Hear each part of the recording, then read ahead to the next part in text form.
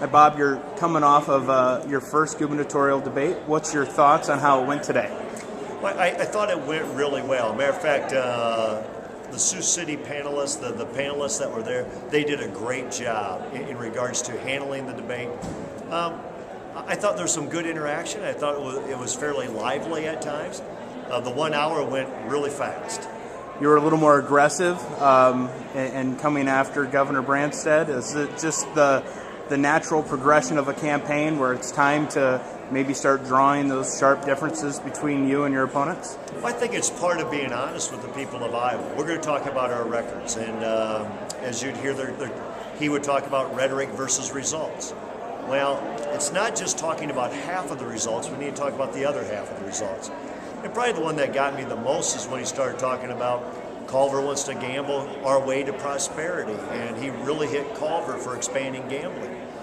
And I had to remind people that it was former Governor Branstad who brought gambling into the state of Iowa, oversaw the construction of 15 casinos. So he says that Iowans have enough gambling, and thinks that Iowans, appreciate or are fine with the level of gambling that we have. What say Bob Vander?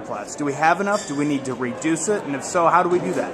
Well, one is I think we have too much gambling. So one is I'm not in favor of the expansion of gambling. But I believe when you put in the real economic principles where you can really develop businesses and grow businesses, and that's why I was very bold in our release yesterday about creating that tax climate, that regulatory climate, what we would do to corporate income tax, what we would do to business and industry property tax. That's how we grow and develop business. That's long, sustainable business and industry.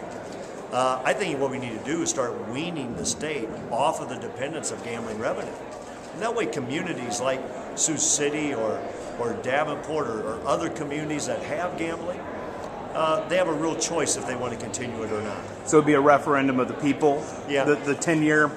I believe it's supposed to be a referendum of the people because of the agreement we made with the people. Mm-hmm. And so they created those establishments.